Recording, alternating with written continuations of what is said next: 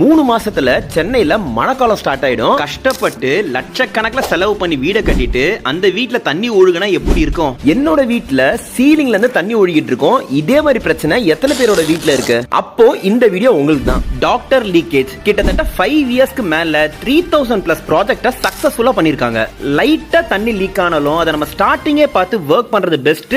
இல்லனா entire சீலிங்குமே damage ஆயிடும். இவங்களோட பிரைஸ் பாத்தீங்கன்னா பேக்கேஜை பொறுத்து இவங்க 2 பேக்கேஜ் வச்சிருக்காங்க. 5 years warranty and 10 years warranty. என்ன டிஃபரன்ஸ் பாத்தீங்கன்னா 3 level of coating, 5 level of coating and 7 level of coating. நான் வந்து 5 years பேக்கேஜ் எடுத்தேன். அது ஏன்னா என்னோட வீட்டு மாடிக்கு அதுதான் செட் ஆகும். நீங்க டாக்டர் லீக்கேஜ் கால் பண்ணீங்கன்னா அவங்க சைடுல இருந்து ஒரு எக்ஸ்பர்ட் டீம் அனுப்பிச்சு ஃபர்ஸ்ட் சர்வே பண்ணுவாங்க. உங்க ரூஃபோட கண்டிஷனை பார்த்துட்டு அதுக்கு என்ன பேக்கேஜ் செட் ஆகும்னு சொல்லுவாங்க.